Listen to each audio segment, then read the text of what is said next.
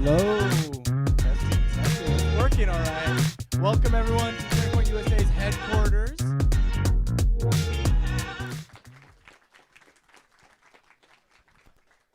My name is Andrew Cipher. I am the Enterprise Director for Turning Point USA. I oversee our field operations, so all of our staff that work directly with our college and high school activists all across the country. We have some of them here, so we're so thankful for our students for everything they do on the day-to-day to fight the left, right, where we're going to be hearing about tonight. And so we're really excited to have Alex Marlow here as well to launch the beginning of his book tour. Right? Are we all excited to hear from Alex Marlow? Fantastic. So Alex Marlow and Charlie will be up here in a few minutes, but before they come to the stage, I do want to go over a couple housekeeping items about tonight. And so, for example, so after the event is over, or near the end of the event, Charlie and Alex will be taking questions. We do ask when they do say to line up for questions.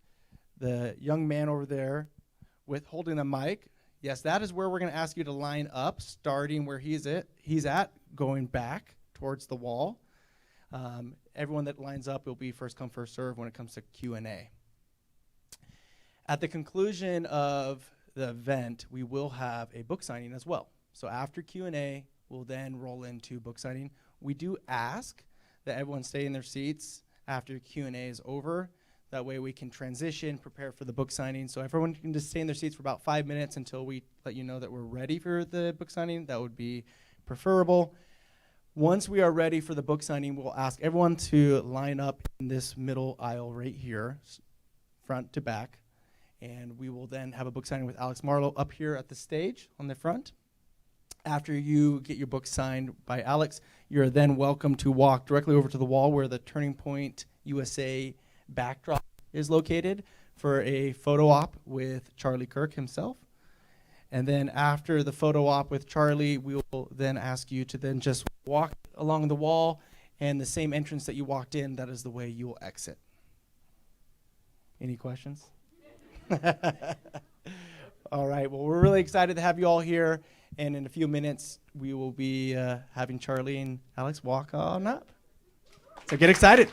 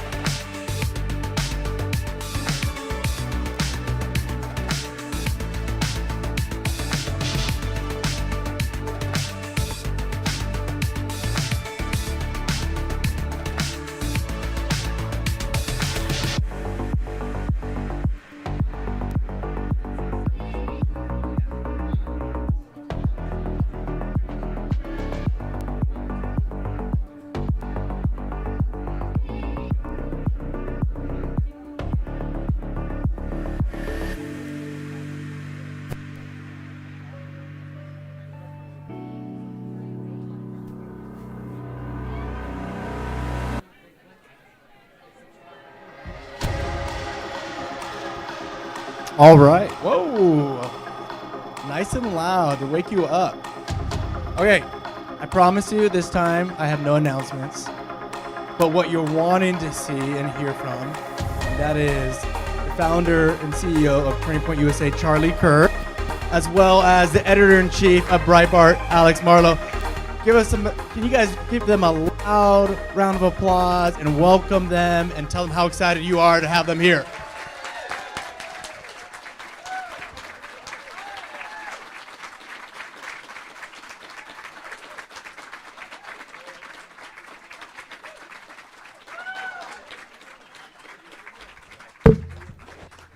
Hey, everybody. How are we doing? Great to see all of you. And Alex, welcome to Turning Point. I'm thrilled to be here, Charlie. A beautiful setup you have. You're so impressive. Congratulations to everyone who's a part of it. Thank you. Well, the team worked very hard on this, and everyone who's watching online has to get their copy of Alex's new book, Breaking the News, and you all get a chance to have Alex sign it. It's terrific. Congratulations. Thank you. New York Times bestseller, which I'm sure. Is that official now today? Yeah, as of last week. But that was I would have loved him in a fly on the wall in the room there in New York Times. Do we have to put the Breitbart guy on here? He sold so many of these books, but we hate that guy. There's literally a whole chapter in the book about how horrible the New York Times is. So that is a thrill. I don't need their approval, as you know. You don't need their approval either. But it is fun to troll them with an entire book. What number on the list were you? 13, which is a good 9 or 10 lower than I would have got if they just went off of sales. And it's this awful formula that they use. Yeah, the formula is if you're a conservative. Exactly right. You don't get on. That's right. Unless you sell 1 bajillion copies. But luckily, thanks to all of you great people, I guess I sold enough. But that's good. You did very well, and it's hard to write a book. What's amazing about this book, and you'll enjoy it, is the research that went into it. There's actually breaking news within this book. And I want to talk about this and kind of see where it leads us, Alex. But there was some big news that you kind of teased the world with. I'll never forget, I was at an event in Palm Beach, and one of our board members comes up to me. I think I told you this story. And he says, Charlie, I was listening to Alex Marlow, and he said that there's a new George Soros. Who is it? I said, Alex won't even tell me who it is. Well, now we know who it is. Yeah. Who is the new George Soros? It's a woman named Laurene Powell Jobs, and she could pronounce it Laurene or Lauren, but I don't care. It's spelled Laurene, and there's a reason why we don't know how to even pronounce her name. It's because she's operating in the shadows, even though she's one of the most powerful people in American culture. She's a dominant force in American culture, and this is utterly serious, and it's always kind of somewhat fun when a new villain announces themselves in conservative America. But it is not a joke what she's doing. Not a joke, as our current president might say, what she's doing. Come on, folks. We're already in a malarkey mode. We've been here for 30 seconds. So here's what she's done. She inherited all of her wealth from her late husband, Steve Jobs, who was a bona fide American success story and genius. Invented Apple, and then he took a hiatus from Apple and invented Pixar, which people sometimes don't forget. That's like the second line on his epitaph is the biggest animation studio, which makes pretty great movies, a lot of family-friendly movies, by the way. Well, it used to be good. Now used to be. all Fair enough. A bunch fair of enough. garbage. Fair enough. But that's bad news because I have kids now. So it was when all the cartoons were good, I was in my 20s. So she inherited something like $10 billion, maybe it's 20. We don't really know. It's part of the pattern you're going to see. And she sets up this trust for herself. And the trust includes something she calls the Emerson Collective, named after Ralph Waldo Emerson. And with this, she staffs it, this huge organization, sprawling financial philanthropy/investing. If that sounds confusing, that's the point. This is the whole point. And what she does there is she buys up these media outlets. The biggest name is probably The Atlantic. You guys might recall The Atlantic. They were the ones who pushed that suckers and losers lie. Do you remember that? This is the single fakest news of the 2020 election was the lie The Atlantic pushed, that Trump had called dead troops suckers and losers. Do you guys recall that one? Unbelievably bad. And we wrote about it extensively at the time at Breitbart. And Jeffrey Goldberg, the editor-in-chief, wrote the story not with any caveats, not reporting, not allegedly. It was written as a fact. Trump said that. And his evidence was 4 anonymous sources. Okay, not a single person on record. And we at Breitbart tracked down maybe 10 on-record sources, at least 8 or 9, who said flat out, I will sign my name to it. This never happened. And of those people, some of them were Trump haters. John Bolton, John Kelly, people did not want Trump to succeed, still said that's a bridge too far. He didn't call dead Americans who sacrificed their life for this great country. He didn't call them suckers and losers. And what's more, Trump refused to go to a cemetery to honor them allegedly because it was going to mess up his coif, his hair. This was sold to the public by the head of the Atlantic. What's not mentioned that much about this story, it was actually about a year and a half old. And it was timed specifically about a month before the election when Trump was actually having a good news cycle. Jobs numbers were coming in. We were really seeing the results of the Abraham Accords. We were seeing the Middle East in the most peaceful place in my entire lifetime. And at this specific moment, they launched this attack on Trump, totally fake. And then we need to spend 4 days debunking it. And in the eyes of some people, it was never debunked completely because they don't read any outlet that's going to push back on the story. So, and the cascade of what happened when this story came out, it comes out at night, good news cycle for Trump. The following morning, the Democrats already have an ad that is cut, that plays on Morning Joe, slamming Trump for calling troops suckers and losers. Obama repeated it all the way up to Election Day. So this was used to attack Trump over and over again, to distract the public from what's going on in this country. And then that afternoon, Biden team has a press conference. Who gets the first question? The Atlantic gets the first question. Imagine that. They get the first question, just like that. And what did they ask? They ask for the Biden team to evaluate Trump's soul. How could Trump, look into Trump's soul? How could a man say that our dead troops are suckers and losers? It's the sanctimoniousness, of course, makes you want to retch. But it is distracting the world from good news that Trump had going. Not to mention there's huge vaccine progress by that point. And now what are we talking about? We're talking about a fake story from 2018. All came from The Atlantic. That's just one of Laurene Powell Jobs' outlets. She also has Axios, another one which poses as sort of a credible Beltway blog of some sort, insider Beltway stuff. But there's always a subtext, and that subtext is big corporations good and orange man bad. I mean, that's sort of the subtext of what a lot of Axios is all about. And they got a lot of scoops because they had, I guess, convinced some people that they were more neutral than they are. But they were weaponized, I believe, against Trump. And I think that the reporting bears it out. What's really interesting is these outlets all report on each other, and they rarely ever disclose it. And I looked at like a dozen examples of Axios reporting on other Laurene Powell Jobs publications, and like half the time they mention it, and then half the time they don't. It's very odd. There's no pattern because there's no standards in journalism at this time, which is another one of the themes of the books. We've thrown out everything that's remotely close to a journalistic standard. But then she funds the left-wing media. ProPublica, Mother Jones. You guys have probably heard of these places. They're left-wing, but they do some good work, but they are activist. But then she funds this thing called Acronym, and Acronym controls something called the Courier Newsroom. The Courier Newsroom is one of the most repulsive things in American journalism right now. It is literal propaganda, and it is gussied up to look like real news stories that go into local news outlets and on Facebook in particular.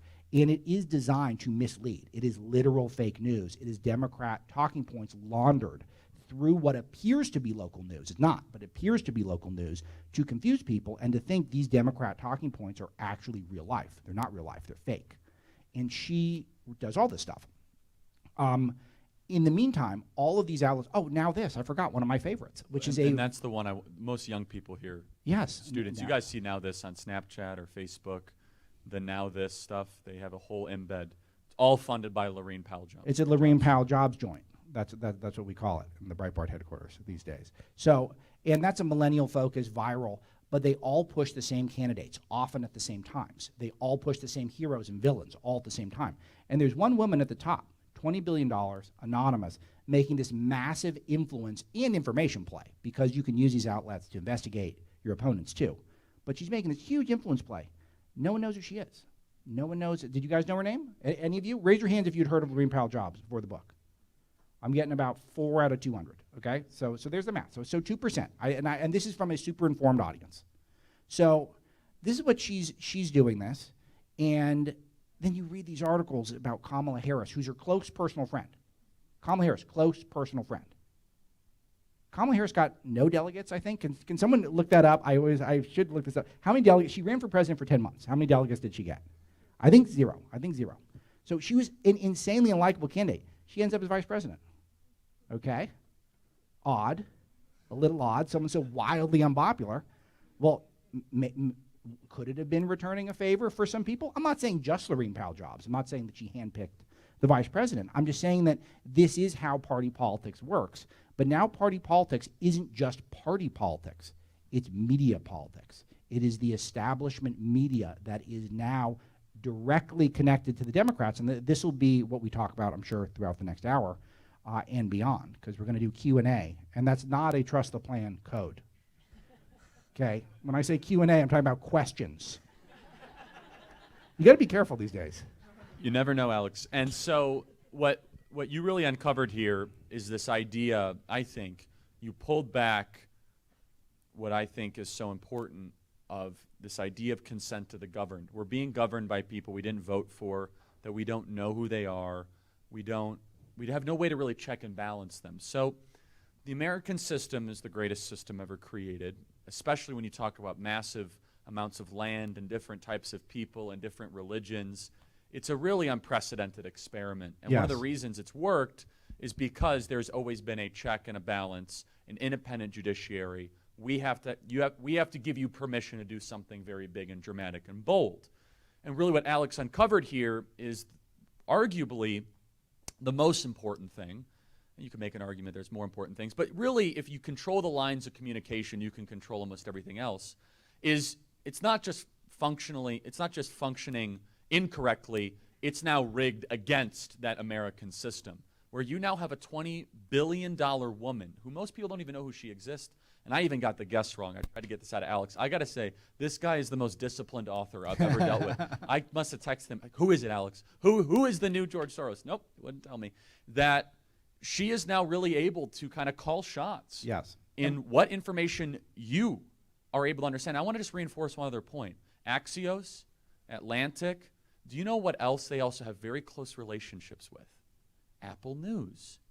How many of you guys get Apple News notifications? I can't turn it off. I literally, maybe one of you young people can help me. I can't turn it off. But let's think. Now, why would Laurene Powell Jobs have a relationship with Apple News? That one's beyond me, Alex. Okay, so now let's add something else, which is even if you can get past, and I'm not saying you can, but even if you can get past that she is funding the candidates and the outlets that are supposed to cover those candidates. And not to mention she's made, I think I counted 700 donations to Democrats over the last 6 to 7 years. It was, and then I stopped counting. Like, okay, we get the picture. Tens of millions of dollars. She loves Democrats. So she's funding the Democrats and the outlets that are supposed to cover them. But where's she making her money? Where does Apple only make money in the United States of America? Pretty sure they make a lot of money in China. How about Disney? Pixar's Disney now, right? So just so you guys know, she's the second largest shareholder in Disney. Okay. So do you think that any of these outlets are going to, I don't know, seek out the origins of the coronavirus pandemic that was unleashed on the country? Do you think they're going to show any remote interest in that? Best case scenario, they ignore it. Worst case scenario, when they see a narrative that makes Trump the bad guy and China neutral, maybe they did good. Maybe China even beat the pandemic and we accept their propaganda talking points that they haven't had a death since May of last year. Maybe they just accept that, as is the case at outlets like Bloomberg and other places that just flat out, New York Times did it too. They beat it. China beat the pandemic. How do they know? They haven't been over to Wuhan. They know because everyone around them is telling them don't mess up the business with China. And as far as I know, this is the thing that I hate the most about the book. Almost everything I uncover is at this time legal. What Laurene Powell Jobs does is legal. I could not find one illegal thing that she is doing. I'm not saying that she isn't doing something illegal, but this to me is why the Republicans need to get focused too. Right. And you cannot give away seats, you cannot give away opportunities, and they need to be working hard right now. This is not a time to take off. This is a time to do what the Democrats did after 2016, which is they made protesting the new brunch. Instead of going to brunch on Sundays, they would protest Trump. What were they protesting? I don't know. He woke up on the wrong side of the bed, or he tied his shoes wrong. He had, slid down a ramp or something. Let's protest. It doesn't matter. They were engaged, and I'm not sensing that 100% from the right now. And I want to actually pick that apart because I totally agree. And Yeah, I really want to talk about where the conservative movement is going. I'm less interested in Republican versus Democrat of any time in my life. I don't know if you guys feel the same. Yeah, I do. And we at Turning Point are obviously a nonprofit, so we focus strictly on education and culture. And I actually think that's what matters most. I think that they're going to take the orders from citizens that actually understand why we're here, how the system's supposed to work, more so than just Republicans good and Democrats bad, because I think we can see in states like this that it doesn't always matter what party you're affiliated with. Anyway. Yeah, and I also think to that point, there's a lot of people who are in the independent left who agree with almost everything I've said so far. They still want Democrats to win more than Republicans, I think, in the end, but they're very concerned about the corporate and China influence over American news at the moment. I agree, and I'm waiting for them to actually say that. They might think that, but vocalizing it would be something else. So, Alex, I grew up in a conservative movement where there was a book written by a certain New Yorker reporter called Dark Money. And they were really worried about corporate influence and rich people having too much sort of sway over American politics. Remember the demonization of the Koch brothers and all of that? What you're articulating here is far more sophisticated, way more ambitious, not even close to trying to pander, and quite honestly, in some way bizarrely ideological. It's almost like, what is her agenda? It might be to keep the Chinese interests, but it's almost as if I don't care if I lose money as long as more people believe what I want them to believe. You've identified one of the main themes that comes throughout the book is for these newsrooms, they're all part of these conglomerates that are so big that the goal is not to make money. The goal is to protect the bigger interests of the corporations that they're a part of. If NBC News takes a little hit, who cares? NBC is part of NBC, Comcast, Universal. So long as they're not messing up the business interests in China, that's one major newsroom that is not going to look deep into China, then Universal Pictures, which opens up Fast and Furious, coming, right? John Cena? Isn't it weird now how we're in this age where the most muscle-bound guys are the biggest weenies? That's so true. It's so odd. He does nothing but lift iron over his head for a living, get hit over the head with a folding chair. And he's the biggest weenus. What a weakling. I mean, I could just play that video on a loop. I don't know if you guys saw that, but he said something. I think he called Taiwan, a country, which it is. I think he was even less. I think he said they were like a people or anything. You're probably right. It was so vanilla, and he went on this long apology in Mandarin saying, "How dare I call Taiwan a country?" Yeah. And if you know your Chinese politics, you're not allowed to even say anything slightly positive about Taiwan. By the way, that's going to be the new frontier, is Taiwanese sovereignty. That's going to be a huge issue, but that's a different issue for different times. And Johnson is so brave to just immediately bend over for the Chinese. Unbelievable. But Alex, I want you to unpack this, how the journalists of our country, the profit motive, and the desire to be famous motive, used to drive really good journalism in our country. So it used to be newsrooms that were like, you know what, I want to get the story before the Washington Post. I want to get the story before the New York Times. I want to get the story before ABC News. I want to get the story before NBC News.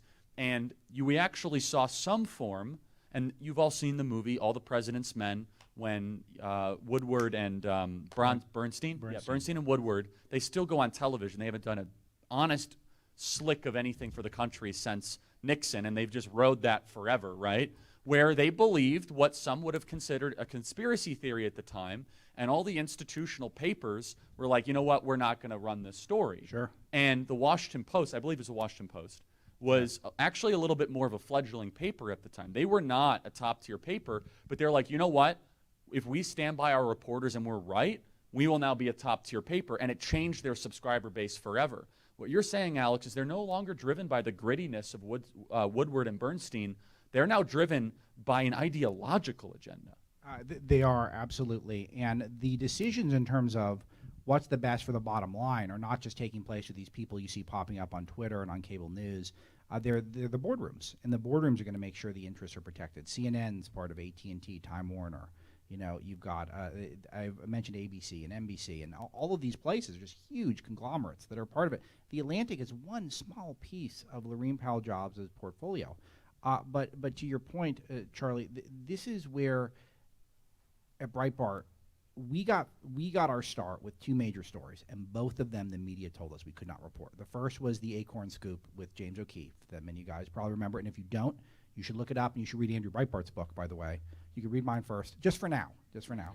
And then his book, Righteous Indignation, which is a must-read and a little shorter than mine, so you can get through that one quick. But a brilliant book, and he breaks it down what he did. But James O'Keefe comes into Andrew's office, and I was just junior assistant at the time, literally working in Andrew's basement.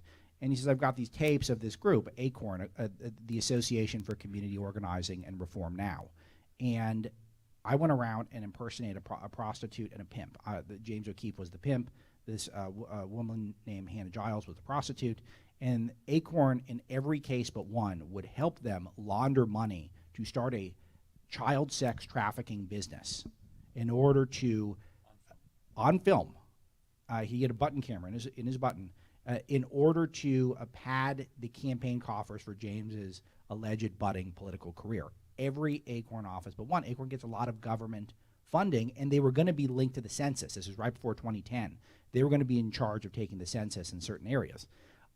And when the story came out, everyone said it was fake news, that it's not true, and Andrew Breitbart was a liar, and Andrew Breitbart was deceptively editing the tapes, and James O'Keefe wasn't a real journalist. And when the dust settled, Andrew and James, of course, had the last laugh. But even people in Andrew's corner, even Andrew's friends, were doubting his strategy. And what he did is he originated the drip, drip, drip method, where you first bait the media by putting out one piece of evidence, and then the media will announce the evidence is fake, and then you drop the second piece of evidence. And then they say, well, that's fake too, and then the third piece. And then it goes on, and they all humiliate themselves. And it was unbelievable to watch it play out in real time, which I got to do. The next one was the Anthony Weiner story, which was just the thrill of a lifetime for me to be a part of this. I mean, the story was unbelievable, and Weiner really hurt himself. And I forget if I wrote about this in the book. I think I touch on it briefly. But this was my first time that I really had a major say in one of our major decisions, because Weiner had tweeted a picture of his. Right, and just unbelievably fortunate for those of us who like the theater of politics. But the trick is that we'd never done a sex scandal before Breitbart, and we still haven't. We don't intend to do them. But he had said that he had been hacked. And then we had a hacking story. So we just got the report. Let's just report he says he was hacked. And we'll go with the hacking angle, which was my suggestion, which Andrew took. And the whole time we were told they were fake stories. Maybe even Breitbart was the hacker. Maybe we're the hacker. Maybe we should be investigated. Of course not. It was just a reckless guy who's a perv, who doing what reckless pervs do online, which is tweet pictures of their junk they're not supposed to the wrong people. I mean, we've seen it time and again since, but at the time it was pretty novel. So I remember when this was actually one of the first things I ever was really paying attention to in politics. And Alex, I think it happened at a weird hour at night, and Andrew just so happened to screen grab it. Is that right? Yeah. It just so happened, because he deleted it soon after. Right away. And this was when Twitter was not big. Right. This is when Twitter was probably 5% of its size, maybe, of what it is now. What was it, literally 2009, 10? I mean, no, it was like 11 or 12, I think. But you not guys 12. It had to be 11 then. Yeah, and so he was one of the top politicians on the Democrat side. Yeah. You guys might not remember this. A rising star, big time. He was a rising star. And, Come on. And then, Come on. And then he almost ran for mayor afterwards, which is amazing. What was so great about that story, though, was the press conference. Yeah. The best. And then Andrew did a press conference in response. Yeah, Andrew hijacked Anthony Weiner's resignation press conference. And he took questions, and he goes through. It's all on YouTube. It's my literal favorite video on all of YouTube. It's unbelievable. It is unbelievable. And Andrew's he goes up there very politely, and he's saying, you guys keep saying Breitbart lies, Breitbart lies. But where is the lie? Where's one lie? And this is the thing that you talked about. Journalism used to reward boldness. It used to be the people who were willing to put their neck out there, to search for something that others were not looking for, and then ride it, even when people who are their friends are saying that maybe you shouldn't be doing this, maybe this is not a good use of time, and to start peeling that onion back. Now what's rewarded in journalism, whoever's the wittiest dunk on Trump on Twitter, that's not real life. That's fake. That is a bubble. And that is something that is doing the service of the corporations who are not looking to preserve American values at this time. So you just made me think of something I really want to explore But first, I just want to add one more part on the Anthony Weiner thing. You've heard me say this multiple times before. But I have this whole thing on how Andrew Breitbart, may he rest in peace, April 2012, is that right? April 1st? It was March 1st. March 1st. Yeah. 2012, he passed away. And his legacy still lives on, I think, stronger than ever. I wrote my first ever piece for Breitbart.com, by the way. And God bless Breitbart for giving me that platform. When I was in high school, exposing liberal textbooks, by the way. And now look what's happened, right? So Breitbart deserves a lot of thanks for that. And Joel Pollack was the one that I fed him the story because of all the nonsense that was being taught. And Charlie, you never tell them my role in this. That I approached Charlie to try to come work for me. I remember this. This was the last free day Charlie had in his life. That's right. We were hanging out at a South Carolina Tea Party. You know what? I remember this. And You're it right. was bad weather, and so we were all kind of trapped in this dive bar that was there, waiting for between speeches. Terrible. It was not fun. Myrtle Beach, it's a better idea. I like the idea of Myrtle Beach. Yeah. And then you get there and you're like, people are great. I love South Carolina, but that was terrific people. So anyway, but the I tried to hire Charlie, and Charlie had said, well, this Turning Point thing is I think it's going to take off. Like it's a little bigger. I like the idea, but you know, with the Turning Point thing, I think it's got legs. I think this could work. And I'm like, are you sure? Like, just youth group? Don't they already have those? All right, you let me know. You come back to me later. All right, I can wait a little bit. And I called that one wrong and a little late, but it worked out well for you, Charlie. Well, and for all of our students and our amazing leaders. So Andrew passed away in 2012, and so as you all know, right before the 2016 election, there was what was called the October surprise, when James Comey came out and issued a letter. You guys might remember this, that changed the news cycle, saying that there was evidence to show that Hillary Clinton might have had something to do with the illegal deletion of emails. Am I getting that right? Yeah. That she wasn't completely exonerated. Right. So this was a couple days before the 2016 election. James Comey still gets blamed for this and saying that it got Donald Trump elected. Well, the story behind the story actually involves Andrew Breitbart. So that only happened This is amazing. because of a raid that was executed on Anthony Weiner's home. Now, you might say, well, how does that have to do with Hillary Clinton? Well, Anthony Weiner was married to a woman by the name of Huma Abedin, Hillary Clinton's friend. And so, very good friend. And we don't know anything else besides that they're friends. No. Bestie friends, as I think That's what it says in Wikipedia. Right. So that's there. So they grabbed this hard drive, Anthony Weiner's hard drive, and the Bureau, doing their job, which was actually a nice thing to talk about, goes through and they realize that unrelated to the Anthony Weiner investigation, they have Hillary Clinton data in this hard drive and this database. Amazing. Because of Hillary Clinton and her friendship with Huma Abedin, right? And so then all of a sudden James Comey gets this presented to him and releases the letter that very well might have turned the 2016 election towards Donald Trump. And the only reason they were able to get the raid on Anthony Weiner and get a judge to sign off on it was because a man by the name of Andrew Breitbart broke the story against Anthony Weiner. And that's how Andrew Breitbart changed the course of history. It's so by cool. one act of journalism. It's so cool. And I have a theme throughout the book.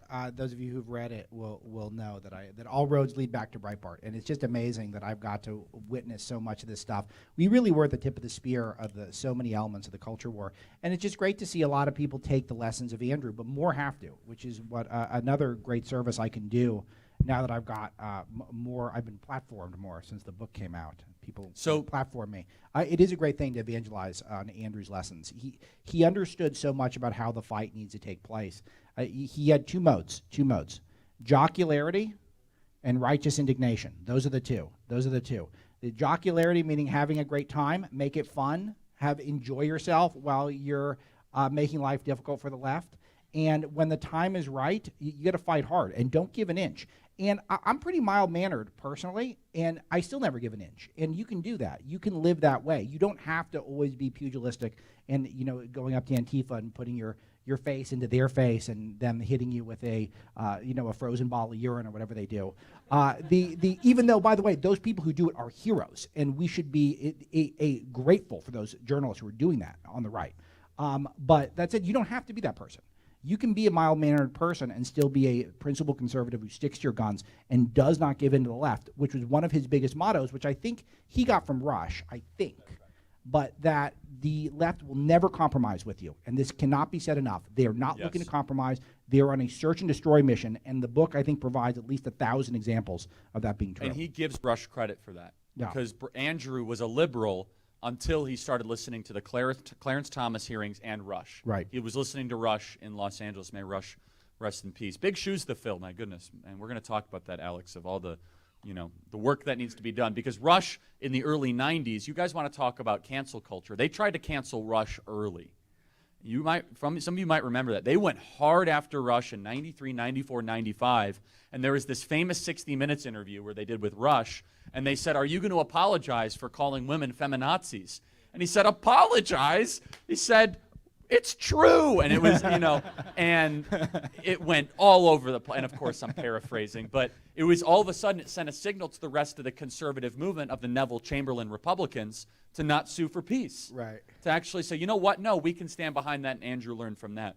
So Alex, what I want to ask you, which is a direction I think Andrew would appreciate, is the type of liberals I grew up with and the type of liberals you grew up with. Yeah. And a lot of you will, I think, this will resonate with a lot of you. For some of the younger people out there, you might not be able to see this the same way. Yeah. But I grew up with Sierra Club liberals, that actually, they hated corporate power. Right. They were the ones that used to scream in the streets about not having their children being vaccinated. They were the ones that used to say they hate the mega corporations. They were the ones that said, let us go live in the hills and let us go live our own life. And that was kind of the liberal left that I grew up with. I don't agree with them, obviously, but there was kind of this kind of part that we were always we had some sort of admiration to the Dennis Kucinich liberals or to the people that were willing to chain themselves to the sequoia tree when they were just trying to put in a shopping mall. You know what I'm talking about? Where they're like, you know what, I want to go live a normal way of life, and screw you big corporations, and I don't care what it's going to cost me. But now it seems that, and this is why I think what's happening in American politics is so unsustainable, and why conservatives are about to see a massive positive movement in our direction if we do a couple things, is because liberals have now become the protectors of corporate power, which at their very definition is at odds of everything they're supposed to believe. I hope this book resets. If it accomplishes one thing, I hope it is that this book sells 1 billion copies. If it accomplishes two things, I hope that it resets people's take on the fact that corporations are not just on the left, but they're working openly against America's best interests, and they have been totally co-opted by not just the left, the globalist left, the left that is left, unless, of course, their business interests in China, and then all of a sudden they're corporatists for a while. And this is a very dangerous ideology, and it is one that does not have an ample opposition to it at this point, at this time. You're identifying something that is so profound to me, having been a UC Berkeley graduate, and I went there during the Bush years, and I was told constantly that the real problems in America were the corporations. Only it was Exxon and it was Halliburton. These were the corporations that were ruining the world, and why would we all want to be corporate sellouts? Well, all of a sudden, as the millennials who grew up on a steady diet of leftism and secularism, let's not forget the secularism, and that America is not a uniquely great place, and that America is not particularly exceptional. Now, they're working their ways up through the corporations now, and they're in there, and they've been told their whole life that the ideal is to essentially become a part of a great corporation. That's the whole point of your 20s. It's not to start a family and have kids and commune with nature and commune with our founding documents and to worship God. It's the whole point of the world, not to be a pillar of your community. It's to be a part of a great corporation. And how much time you can spend starting your own Facebook or joining your own Facebook if you can't start it, or being a part of Apple or Google. Look at how cool Google's campus is. They work 4 days a week. They have luxury shuttle buses and a cool cafeteria. They got real chefs in the cafeteria. That is the point of life? You'd be kidding me. You'd absolutely be kidding me. And unfortunately, people my age and younger, and I'm a little older than you, Charlie, probably older than I like to admit, I got a good 20, 25 years of this. And that's what's happening, is now people my age moving into senior management or middle management, and this is the message being pushed down, especially for you ladies out there that say, by all means, I'm all for freedom. Do whatever you want to do with your life.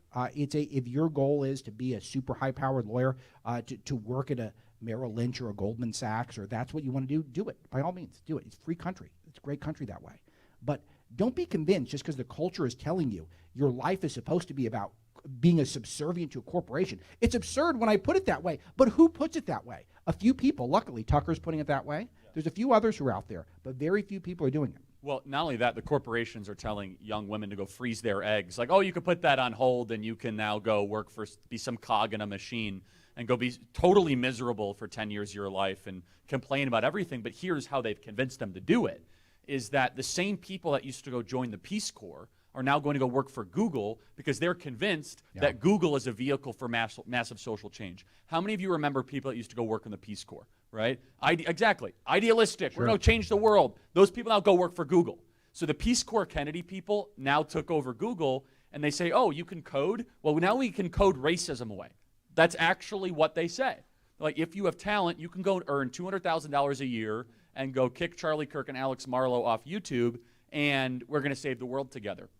And I actually think there's a fault line in this, though. Yeah. I think that this is about to crack and break for a lot of different reasons. And look, we hate corporations for completely different reasons than why they hate them. They hate corporations, they're supposed to, because of private property. They don't like private property. They don't like entrepreneurship. They tend to not like the profit motive. We obviously are critics of the excesses of individualism, but we hate corporations largely because they hate our country and hate our values. And we also hate them because they have amassed such economic power and they don't pay their workers well, and they are willing to act more like a government, and they don't actually have a duty or responsibility to their fellow countrymen.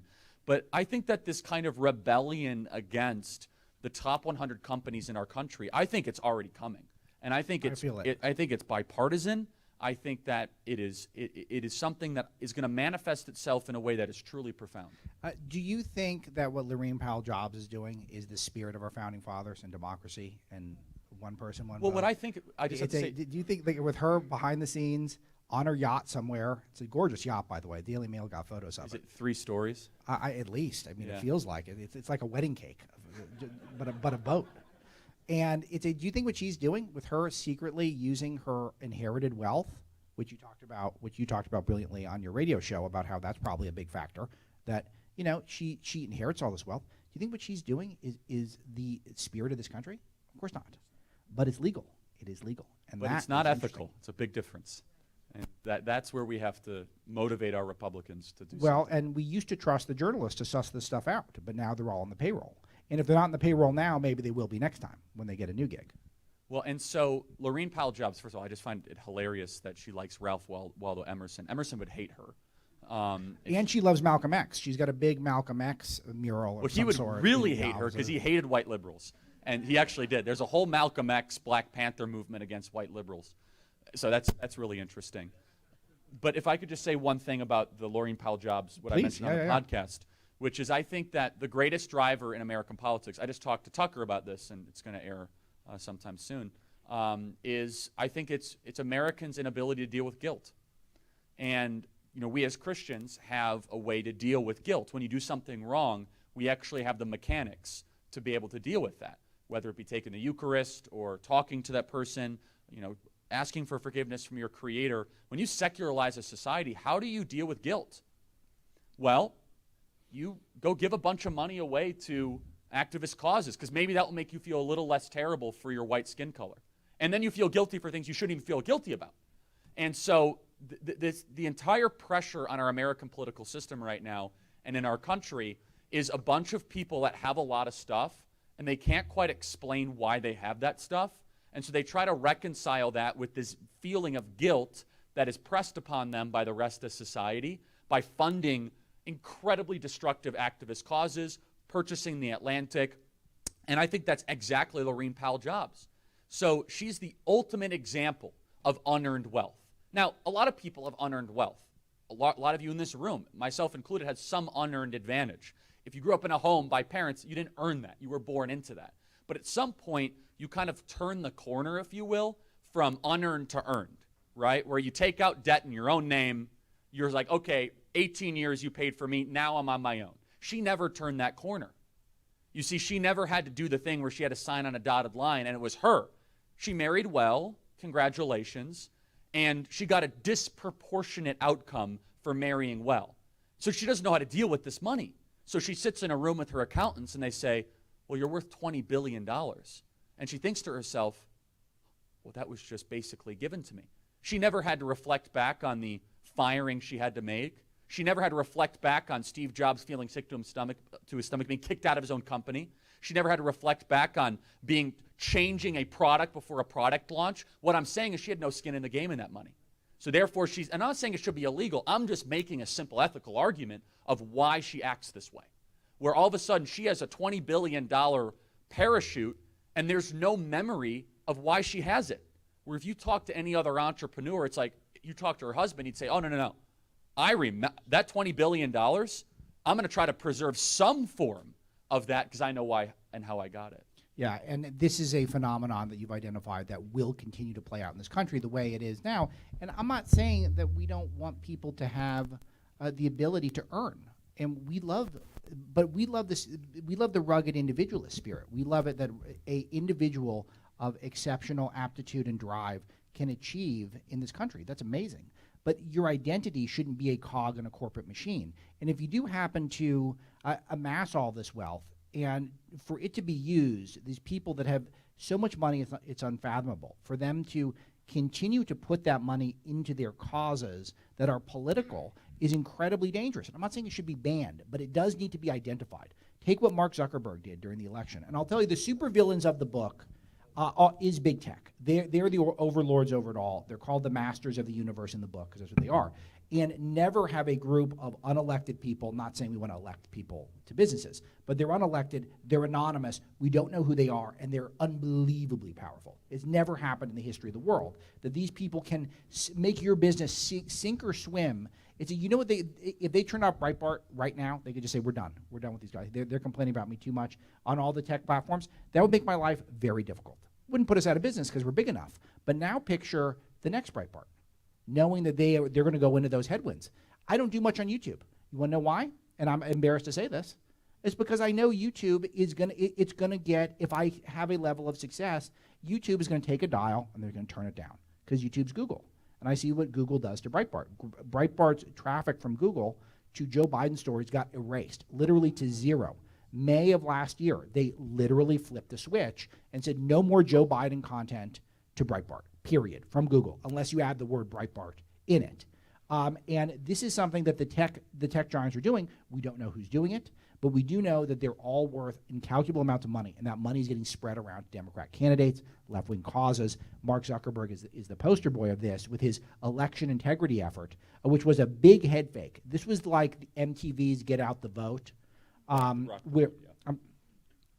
MTV's Rock the Vote. That's incredible. That was quick. What? You were on it with the correction. Oh no, we talked about it. Yeah, but it was good. He's my ombudsman. No, yeah, I'll tell you why we were quick on it in a second. Yeah, so this was MTV did Rock the Vote in the 90s and the 2000s, where they would say, we love getting out the vote. Voting is great, which we all agree on. But who were they really empowering to vote? A bunch of uninformed Democrats were sitting around watching MTV. So it was all a trick. And it was done, in a way where you couldn't question it, because I love voting, you love voting, voting's great. But they're only targeting a bunch of Democrats who wouldn't otherwise vote. That's what Mark Zuckerberg did. Is that he says, I love election integrity. This is great. Let's put these drop boxes in these Democrat areas. Do you think that's a coincidence that they showed up in those Democrat areas? Of course not. Do you think he spent hundreds of millions of dollars on it because he just woke up one day and decided, you know what, my cause is election integrity? No, it's that Donald Trump was a threat to big tech and Joe Biden is not. That is why Mark Zuckerberg did that, and anyone who is telling you otherwise is lying to your face. That's right. And so the issue with tech is that we used to have really rich people in our country that actually loved their country. I mean, Andrew Carnegie and Mellon and Rockefeller and Chase, they loved America, and they invested heavily in America. And so they invested in hospitals or veterans, rehabilitation centers or libraries, And they were obviously challenged by Teddy Roosevelt, which I actually think was a very good thing. Some people disagree with me, but I'll make an argument that it actually prevented a Leninist-style revolution from taking hold, because we were close to having one that kind of had a little mini progressive movement that still had a lot of damage through Woodrow Wilson. But there was a legitimate Marxist movement brewing in America in the late 1800s, early 1900s, and Teddy Roosevelt kind of moderated that. And that's a contrarian view of some people in conservative circles. But what makes it different, though, is you now have the richest people in our country that really have no such loyalty to the country. Bezos is like $165 billion. He's like, yeah, America. He's like, I'll just go to Singapore. It's like, so what if this place falls? If Andrew Carnegie even thought for a second something would be bad for America, he wouldn't do that. Leland Stanford built the railroad because he thought it would help strengthen America. You could read it in his journals. He wanted to make money, obviously, and he took a daring risk and made a lot of money, and there was some things done, obviously, in the construction of the railroad that were probably less than ethical by today's labor standards. But his drive in his own private journals, and that's him talking to himself, is that this will make America an industrial superpower. So, Charlie, I'm going to do something that I often do when I'm getting interviewed, because I host a radio show, by the way, on Breitbart News Daily on Sirius XM Patriot 125. It's a little early for you guys, 3 a.m. But it's on podcast if you get the Sirius XM app. But I'm normally in the interviewer chair. So I'm going to switch it around to you. What do you think the change is? When did we go from the people who maybe they didn't vote the same all the time, but they at least got that America was this incredible experiment that needs to be preserved, and now we get that America is, what's Hillary Clinton's ultimate goal? Hemispheric open borders. Exactly right. We're just a blob of mass between Mexico and Canada. We're not particularly special. In fact, our founding documents, if you want to believe critical race theory, they're horrible because a bunch of whites came up with them. It's the Yeah, what so changed? My answer will be maybe not expected by some people, but I think this all changed right when the Soviet Union fell. And Russell Kirk predicted this, of which I have no relation. He said America's not going to know how to deal with themselves once the Soviet Union falls. And his prediction was basically down to the day correct. You guys remember in the 80s, it's the only thing that kept the conservative movement together. Libertarians played nicely with conservatives and neocons. Everyone agreed Soviet Union's got to go. And Ronald Reagan made it a theological debate.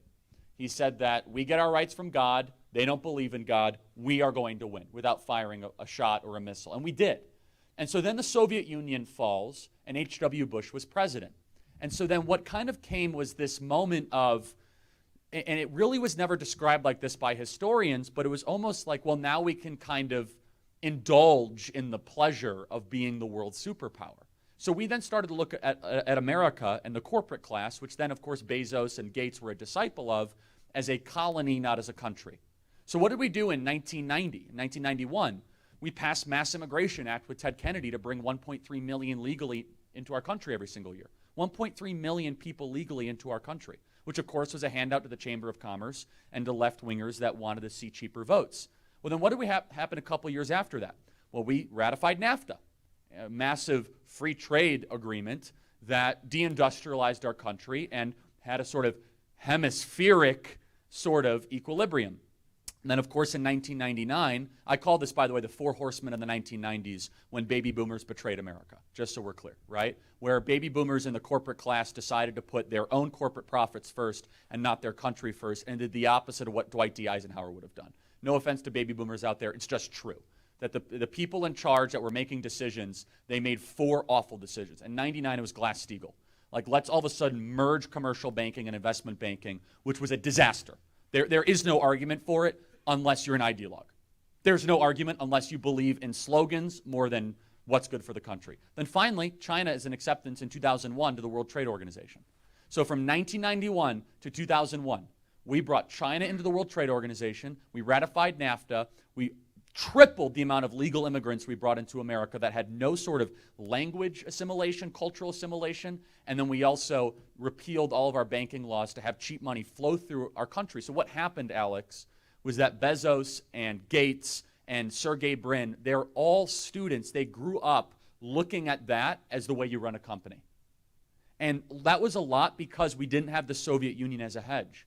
You see, during the 70s and 80s, there was an anchor being like, well, maybe we shouldn't bring in 1.3 million people into our country because then what if all of a sudden we lose our advantage and that national assimilation because Soviet Union's going to take us over? The Soviet Union kept us in check. And I know this is a weird argument for some people to hear, but the Soviet Union was actually the sword of Damocles over America that was like, no, we can't do these awful things or else we won't be able to compete against the Soviets. As soon as they got taken off the chessboard, it was like, hey, party time. Bring in the immigrants, cheap labor, tons of plastic, cheap money, China and the World Trade Organization. Who cares? We're a colony, not a country, and now we are living under the consequences of that. So we have that now, and it's China. And we've got, this connects with the book because the media does not take this seriously at all. In fact, they love being cooperative with China on all manner of things. They don't care that China is the least free place in the world for journalists. You virtually don't get any news out of China that isn't filtered through their propaganda administration, which I investigate thoroughly in the book. And then you've got in the pandemic, the only major nation that had their GDP go up, they grew. The GDP grew. We all bought their stupid masks that we now learned from Fauci this week didn't work. You guys imagine that? The made in China paper mask. Sorry. Yeah, exactly. Dr. Fauci? So is this off now? I think mine still works, so you can use mine. Do you think Fauci did that? No? But he admitted it. Of course, we all knew it. We all knew the masks were the made in China paper masks were going to stop a global pandemic. But we all wore it for a year. By the way, where I was at earlier today in Los Angeles, I mean, it's over 100% masking. There's still, because you still get the double masking going on. So it's on average over one made in China mask per person.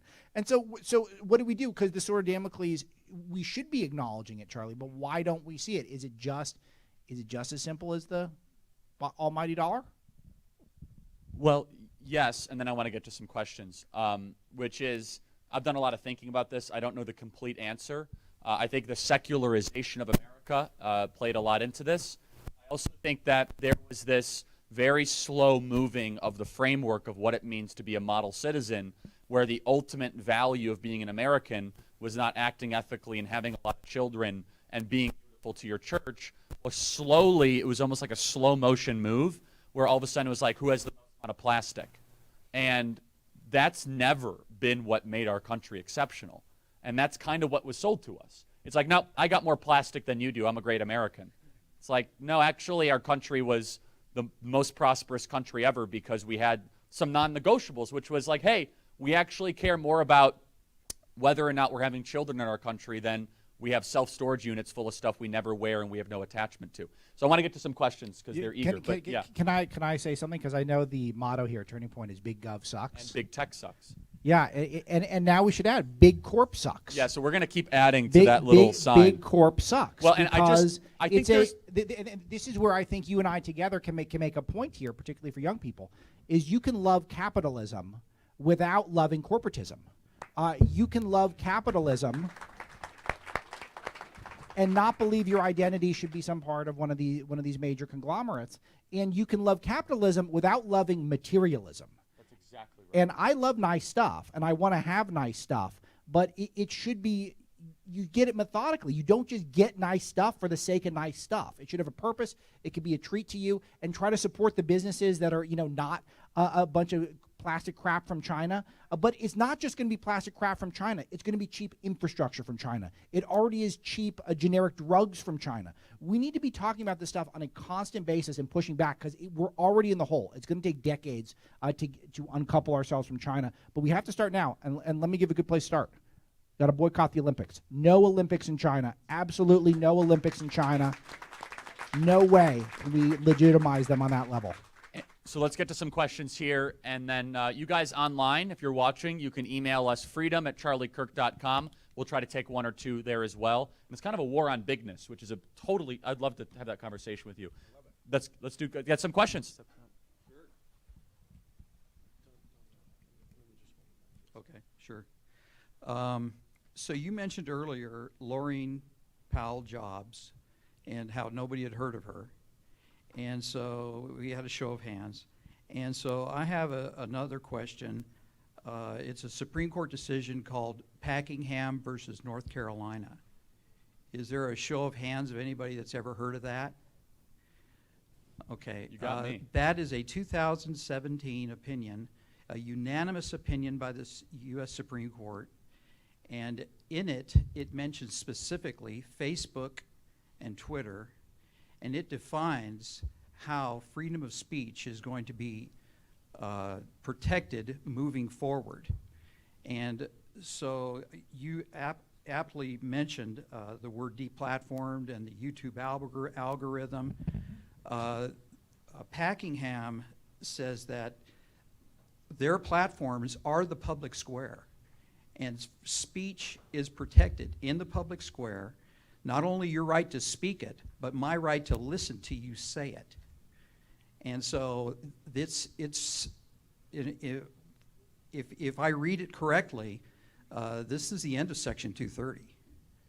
Well, so then my question is, being unfamiliar with the case, though I would not be shocked to be covered it at Breitbart.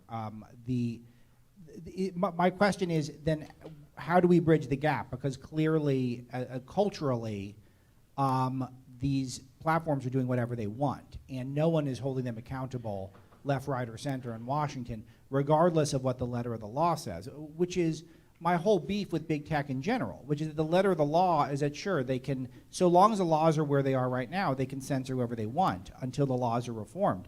But is that the spirit of the First Amendment? Is that the spirit of free speech, that all these guys, Mark Zuckerberg, with his weird haircut, gets to just choose? Well, the answer to your question is in the 14th Amendment, the Equal Protection Clause and the Due Process section of the Constitution.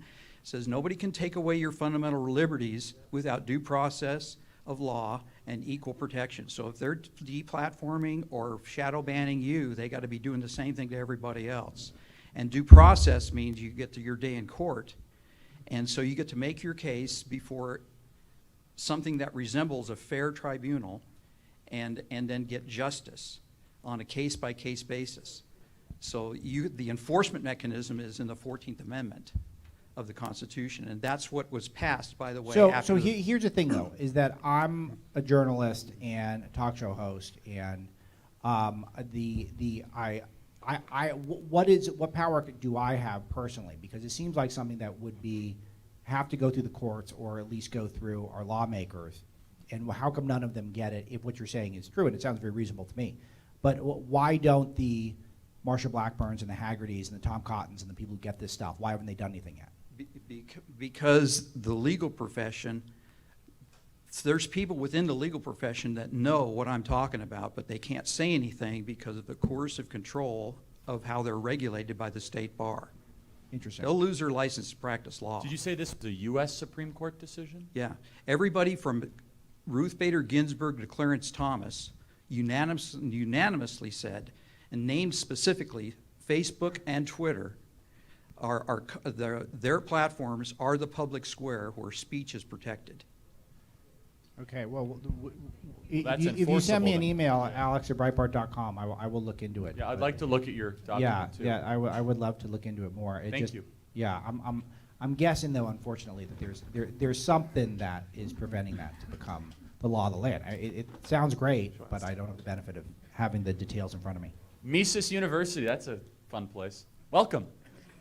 It's good to be here. Okay, I don't think there's any question about how important it would be for conservatives to have our own social media platforms. And there's been some talk that Trump was going to start one. There's some other people. Even if we don't have a prominent politician to actually fund it and start it, there are enough of them out there. I think that it might be incumbent on us if we could just get a group of leaders, pundits, maybe a few politicians, some journalists, to all get together and say, this is the social media platforms that we're going to migrate to, and we're all going to do it on one day. So Breitbart's very powerful on social media, but Charlie's arguably the biggest guy on social media on the right. So Charlie, what do you think? I used to be on Twitter, and then we had a little bit of a fight. I'm still on Twitter, but I kind of passively protest them after they banned Trump. I'm like, you know what? I'm going to go direct my attentions and You know, Exactly. I remember, this is just such a ridiculous sidebar. Do you guys remember when LeBron James did that ridiculous announcement when he said, it's like, I'm going to take my talents to Miami? That's what I did with Twitter. It's like, I'm going to take, you remember that? Yeah. That ridiculous thing with all the children in the background? It was called The Decision. No, that's right. It was a whole show. It was, anyway, I'm going to take my Twitter, my talents outside of Twitter. Rumble's trying. Who would have thought LeBron James turned out to be an egomaniac? Amazing, Yeah. right? But, and by the way, there's the shock of what the a year. difference between Michael Jordan and him. Let me just say, he will never be Michael Jordan. Michael Jordan was such a class act, and he was just terrific. I did not expect to talk about that tonight, but Rumble is great, rumble.com. The next time you guys want to look at a video, go to rumble.com, download the app. Everyone should download the Rumble app. We're going to be posting there a lot more. I'm personally working with them. I actually have more subscribers on Rumble than I do on YouTube. Wow. And, that's amazing. And so my thoughts are, I'm an all the above guy. I am a break up big tech, reform antitrust laws to put pressure on big tech, amend Section 230 so that places that have 100 million users or whatever aren't allowed to just censor willy-nilly based on politics. All that stuff should be done, and then we should build our own stuff. And it's not going to work all the time. Parler got kicked off by Amazon. We were always told, just build your own Twitter. So Parler did, and they got kicked off, and they got their business destroyed by Amazon. So, but they're playing catch up, and it looks like they're on the right track, and I'm rooting for them, and I'm rooting for Rumble. So it's got to be both. It's got to be all the above, and it's got to be a robust effort. And I really do think that the conservative donor class has to get involved on this too, that they have to understand that the culture wars now are being fought in these social media platforms, like it or not. And for me, it's usually not. I don't like these things. I'm not nearly as good at it as Charlie is. I have no interest in being as good at it as Charlie is. No offense, Charlie. It is, but we have to do all the above approach, and this includes creating an environment where people can try and fail, and they can launch their startup, and it might not work out, but maybe the next one does. Maybe the next one does go big.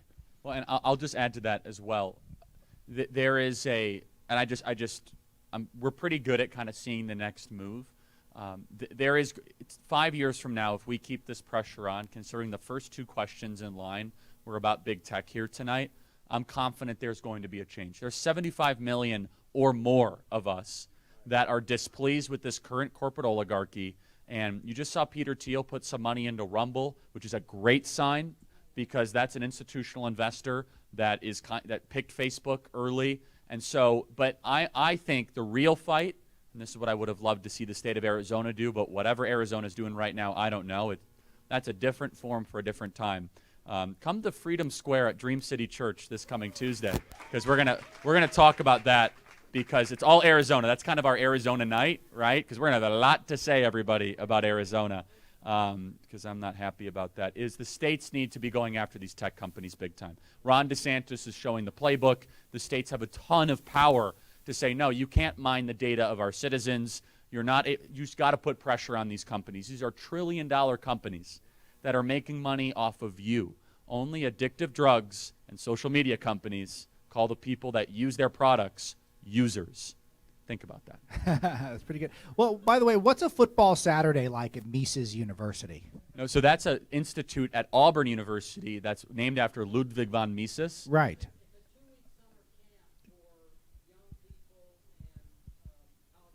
Wow. So well, Auburn, then it's probably fun. Yeah, Tom Woods talks there and everything. They're super libertarian, which obviously all of you guys know. I've read some Mises. I probably don't have it memorized to commit to memory. Well, like what is it? Money, Something, and Credit is his most famous book. And I love the monetary theory stuff, though. The one thing that he got the best was how our money supply is used and abused by corrupt people to try to declare wars and deteriorate purchasing power. You lose me on immigration, on libertarianism, but I appreciate the enthusiasm for wanting to crush the Federal Reserve. Cool. Thank you. Cool. All right, question. Hi, Charlie. So a couple, can I have it? I don't mean have it, but like you keep moving it back. All right. Don't worry, we're filming it too, man. So before you were saying we need to staple green cards to the back of the diplomas, but now your new position is that there needs to be immigration restriction and a moratorium, suspension of new visas. This position matches that of Nicholas J. Fuentes, who you called a neo-Nazi and a white supremacist. Apologize to Nicholas J. Fuentes. thank you for coming tonight, and thank you for accurately describing my immigration position, which is a moratorium. I appreciate it. Thank you.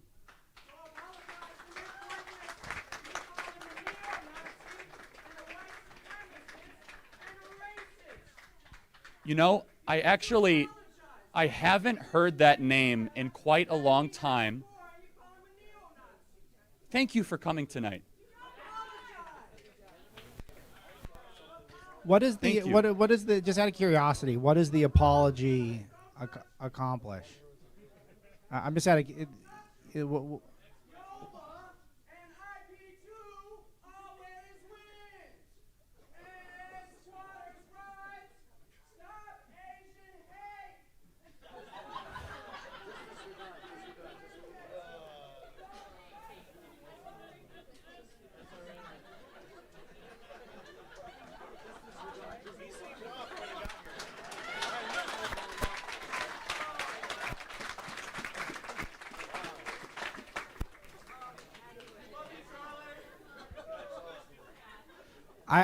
I did pay that guy $200.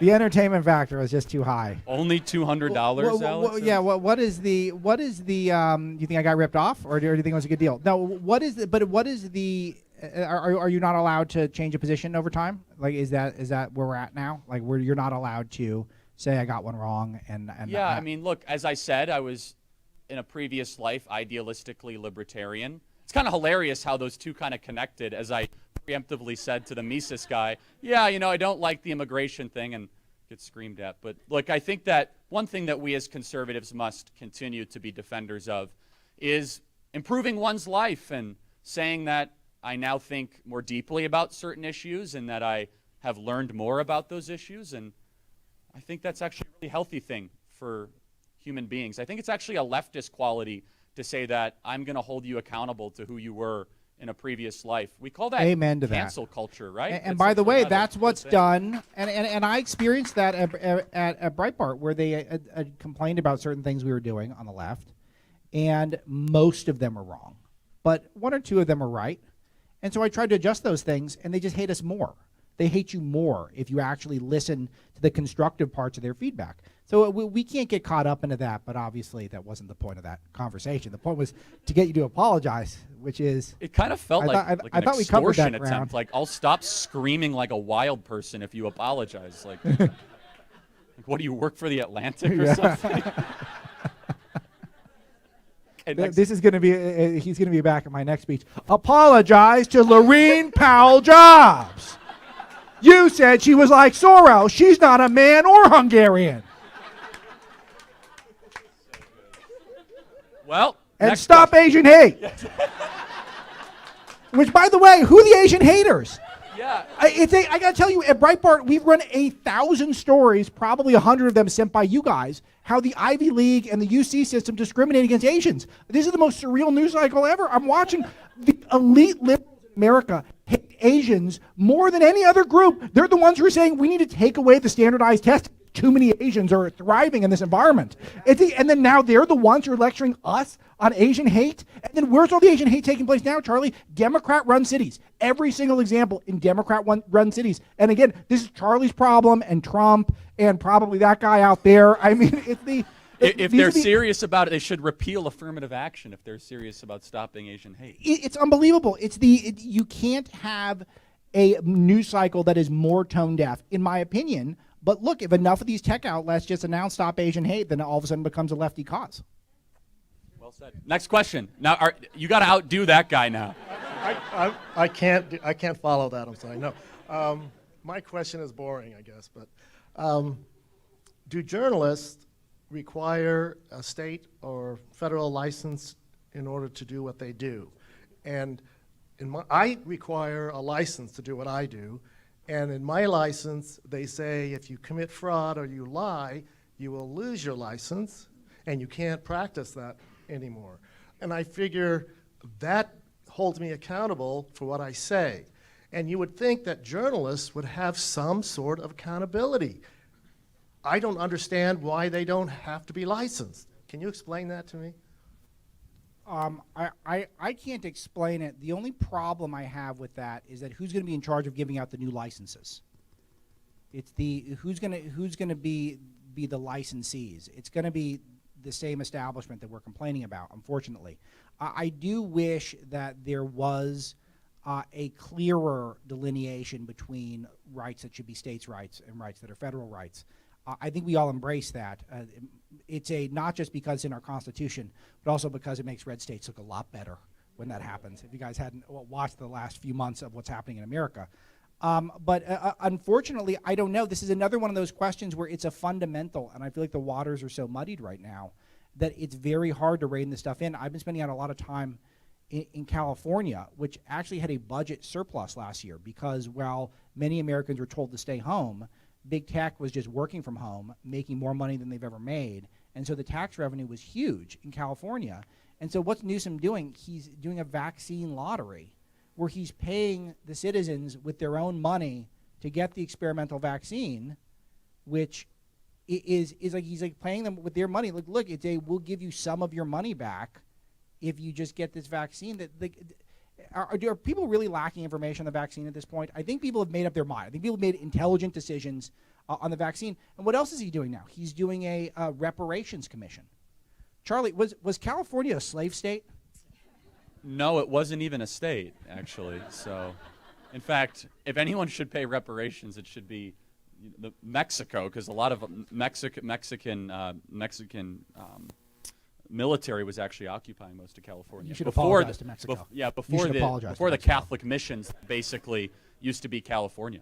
So okay, so this is the thing: is that we're so insane now. Where I wish we get those fundamentals, but Charlie, you probably given this, you're good on these fundamental issues. What do you think? So on the journalist kind of accreditation, or just more broadly? Just in general, his point about the licenses. Well, I think the point is actually a really good one because you feel as if these people have so much power, and why is it you need a license to cut hair but not to destroy someone's life through writing a story?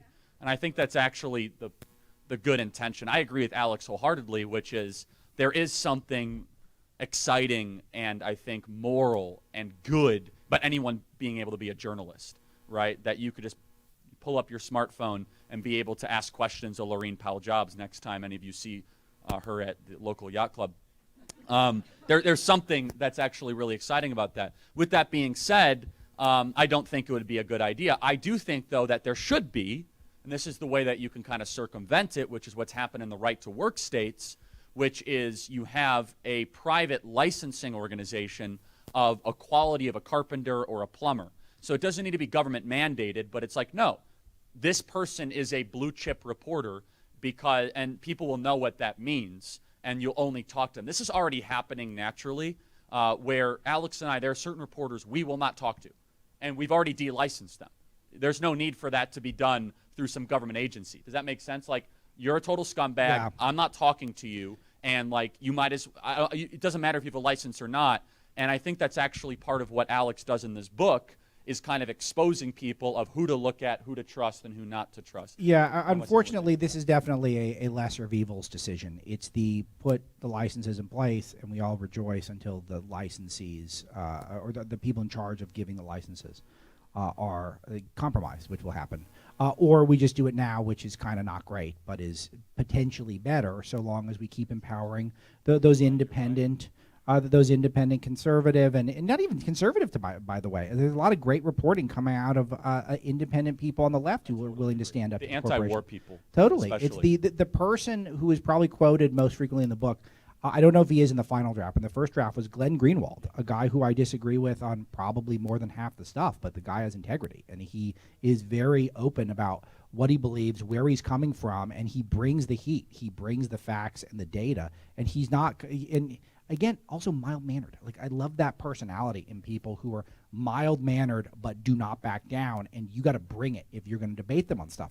I love that, and we got to get back to that. We need more people like that. And I want to just say one other thing. You mentioned the vaccine. I did a whole podcast on this, and if you got the vaccine, that's fine. That's obviously your decision. I decided not to get it, and I'm not going to impose my opinion because it's a very intimate and personal medical decision. What I think we can all agree on, though, is that our children and our college students should not be forced to get vaccinated. Mandatory vaccinations are a bridge too far. And what we have to do, so there are 3 fights that are brewing this summer: mandatory vaccinations, school boards, and the audits. Just those are, this summer, we can't just take it easy. It's not a summer where we're just like, I hope things are going to get better. We have to put points on the board on those 3 things, everybody. So okay, so let me respond to a couple of these. First of all, vaccines. I come from a family of science. It's actually not a joke. It's not a joke.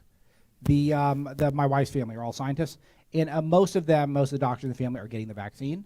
And I'll tell you that those who, not everyone, most of them, and I'll tell you to a number, they will tell you they should not be mandated. I'll tell you that's for sure. It should not be mandated. They're available. We got the information. They're working miraculously well, it appears, but it is not on the government to mandate it for something where young, healthy people are surviving. And the pandemic is already winding down. We know enough of the patterns, and we don't know that much about the vaccine that you have to force people to do it. People can make up their own minds. But I want to talk to you about the audits, because I get a lot of my audit information from you guys and your guy Tyler, who checks in. Tell me where we're at on that stuff. Yeah, it's still going on. So the audit here is really tricky. It's because we're constantly battling kind of other forces that want to shut it down. So I'm going to tell you what we do on our podcast, and I encourage you guys to check in on it, because we're super careful and disciplined. And the reason we don't do daily is because I never want to do hopium. I can't stand hopium, which is hope and opium mixed together, things that sound good, that make you feel good, but they're not true. You should apologize to the Hopis. No, but yeah. But, and you guys know there's some, and like I said, there's just people out there that publish stuff that might not yet be. We try to never say anything on our podcast or at Turning Point USA that we would not say under oath, right? And so that's a high standard, right? We could speculate, we can ask questions, but I could tell you this, that how much they're trying to shut down this audit, there is going to be something that's discovered here. Now, what that means and what that gets unfolded, we don't know. But I think that this is going to continue to progress, and I think other states need to continue with the audit. But here's the problem, is that I don't want to get people's hopes up that there's going to be some reversal or someone get put into office. I'm not that person. I'm not going to mislead you. I think that's actually very, very unhealthy. Do I think there might be discoveries that can lead to hopefully some very serious structural changes? Yes. Why the governor of this state vetoed 22 voter integrity bills yesterday is beyond unacceptable to me. And I have a whole chapter on this in the book, and it's pretty complicated, and I'm kind of relieved we didn't get into it because it's really hard to talk about in an off-the-cuff forum. But I meticulously went state by state in many of the key swing states, and I went through exactly where things went wrong in terms of voter integrity.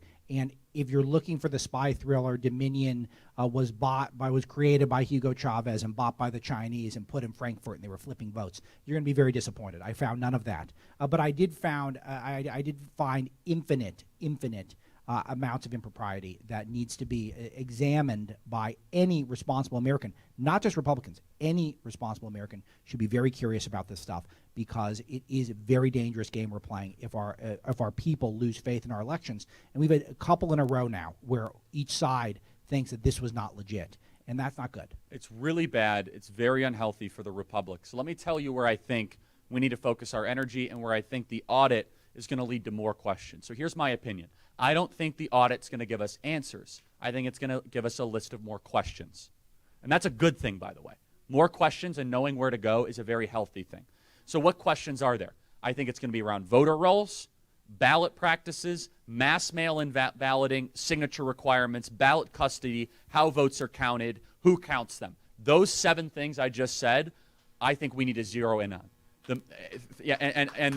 Where I think that it's a little bit more uncertain. There could be some truth there. I'm open-minded. We have segments on UFOs, okay? So we're a very open-minded show, all right? Let me just be very clear. We're not like gatekeeping our way to trying to restrict opinions. With that being said, I don't think the machines are the hill to die on. Let me say that again. The machines I don't think are the hill to die on. The voting rolls are the easiest ones to fix. There's court precedent to clean up voter rolls. There's precedent to get into it. So it's a super complicated topic, right, Alex? And we have to totally. And outside money, $400 million coming from Zuckerberg. It's a very difficult thing to talk about. And I'll just say one other thing. It's a failure of the people you put in charge, the fact they did not fix this when we saw this coming. And I'll just talk about this state because I'm a little bit upset right now about Arizona. Yeah, by all right? means. And I sat in a meeting with President Trump in July of last year where Tyler told me, he's like, we're going to have problems with mail-in voting. And Tyler's the national committeeman here in Arizona. Tyler knows his stuff. You listen to him on the Arizona audit stuff, and he's super precise in how he talks about this. And I told the president, and he totally agreed, by the way. But he was given assurances that everything was fine here in Arizona and everything was fine here in Georgia. He was lied to. There's no other, there are so many problems with how the ballots got sent. Did anyone get here a ballot you didn't request here in Arizona? Did anyone get a ballot here? The fact that 5 hands went up shows that you extrapolate that with an electorate, and this was decided by 10,000 votes, and we know they never cheat, right? We know they act perfectly, ethically, honestly. They have never done anything illegal. They've never entrapped. They've never lied under oath. They've never went into the White House trying to put Michael Flynn to prison. In fact, I would let them run the country. You make a compelling point. Yeah. You guys know what I'm saying here. And then Georgia's the other one. I don't mean to filibuster the time here. The point is that what just happened here, the 22 vetoes. Georgia's unbelievable. Can I throw out just one thing? And I got so a whole section preventable, on this. which just frustrates me. I got a whole section on this in the book. But the amount of, Tucker got made fun of because he said the dead voted. Well, the dead did vote in Georgia. You know why? Because in Georgia, you could vote like 90 days before the election, something like that. And so there were a bunch of people who actually voted on the early end of that and were dead by the time Election Day came.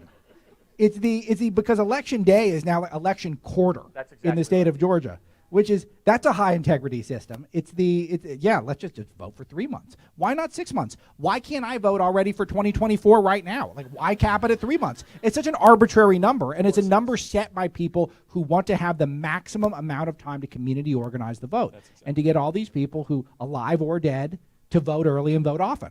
Well, and let me tell you where this is going. Get that vote often? Not supposed to vote often. And then just once. I want to get to this question. Let me tell you where this is going, which is why this democracy versus republic fight is so important. We're a republic, not a democracy. Because of technology, they're going to go to direct democracy, which means they're going to go to smartphones where citizens vote on ballot referendums and circumvent electors and so what I'm saying is they're going to have you vote on bills happening in front of Congress on your smartphone. Now, of course, there'll be no fraud. There'll be no shenanigans, no manipulation, and people will never vote for free money or for free stuff. That's where this is going. Laurene Powell Jobs actually has some ownership over one of the apps that was used that botched the count for the Iowa election. Yep. You remember the Iowa caucuses where they got screwed up? With Pete and then Robotron Buttigieg. Yeah, Pete Buttigieg. I never stop at 2. I always keep going. He was connected to the business too, and that's why Mayor Cheat trended on Twitter. I guess @Jack doesn't like Pete very much to let that thing trend. So we got to get to another question. Sure. My man, Dream City. Hi, Alex. Can you pull it up a little bit? My name is Sam. Thank you for being here. You're welcome. Thrilled to be here. This question's for my brother.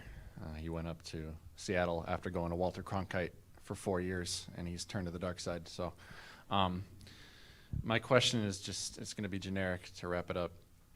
During your time at Berkeley, or even prior to that, or even after that, what would you say was your major turning point in life?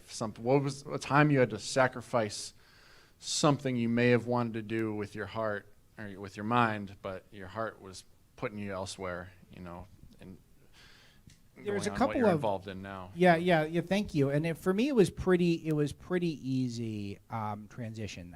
And the hardest stuff for me in my life has just been because of how Breitbart is. Everyone's always just come at us with pickaxes and torches, and not the tiki torches from Bed Bath & Beyond that the Charlottesville guys were using. This is the real deal. This is real stuff that people have come at us with, and the trebuchets with the fiery things that catapult. I'm getting. We've been up here a while. I'm starting to make silly jokes. No, but for me, my evolution as a conservative started with talk radio, as it did for so many people. I was very open-minded and had open-minded parents who were conservative, but they didn't indoctrinate me. They just had talk radio on, and I just found talk radio, Larry Elder and Dennis Prager and Rush and Michael Savage and Hannity, and all these guys were so good, and they were so smart, and they had so many arguments, Laura Ingraham. And these were the people who were on in the car for me while I was driving around, and I just found them so unbelievable. And by the way, many of those people have shown incredible support for the book, which is a really a thrill for me. And I've been in the business for 15 years. It's still exciting when those people take an interest, because they're so smart and they're so culturally savvy. And I was just totally all in. And when I met Andrew, Andrew was an editor at the Drudge Report, and he was just had built this this small but mighty operation already, and it was really just him. And he said he was going to expand into original content, and I just signed on the dotted line right away. I was still at Berkeley, but the hardest stuff for me was I was a baseball player growing up, and I wanted to play baseball. And when the Division I offers didn't come through from high school, which was a huge disappointment for me, and I got into Berkeley on academics, the biggest decision of my life was saying to some schools that were not Division I schools, I don't want to play baseball for you. I'm going to go to Berkeley, and I'm going to live amongst the institutional left. I'm going to go there, and I'm going to see what they got. I'm going to go to class with them. I'm going to study with them. I'm going to write reports with them. I'm going to work with them at a local sustainable organic restaurant, see what appetizers they enjoy. It's fried goat cheese, by the way. That is what the hippies like up there. It's delicious. You can't deny it. It's good. I'm going to come out totally educated. And because of that, I think I can take, I think that's helped me be very effective in my role at Breitbart, is that I understand who the opposition is ideologically. And I'm saying opposition. I'm not saying enemy. I had a caller on my radio show this morning who literally referred to me as the enemy. He was a left-wing guy who had called in, and he had referred to me and sort of Trump's America, and I think in general, a lot of white people, I think he had some racial issues that he was working through, were the enemy. And it's like, I don't talk that way. They're ideological opponents, and a lot of them are very ignorant. And raising awareness is key. And you talk about school boards. It's the schools. It's the culture. It's the media. It's entertainment less so these days, because entertainment classes really embarrass themselves so much that they're just kind of used for us to poke fun at them for being stupid. But these were the people who were guiding the culture, and I've been very blessed to live and work amongst them, which I think really helps us stay sharp and move on our toes at Breitbart. So I would say the biggest thing, saying goodbye to baseball and saying yes to Berkeley, for sure, that was the turning point for me when I really got into this. Awesome. Well, Alex, you do amazing work at Breitbart. Alex is going to sign some books. I'll take pictures if anyone wants to do that really quick, and we'll just, if you care about getting critical race theory out of Arizona, Chandler, Arizona, Chandler Unified School Districts, June 9th, 6:30 p.m. They're trying to push critical race theory through Chandler. And so just want to make sure you guys are all aware of that. And it just so happens we have Freedom Square the night before. So we'll see what happens.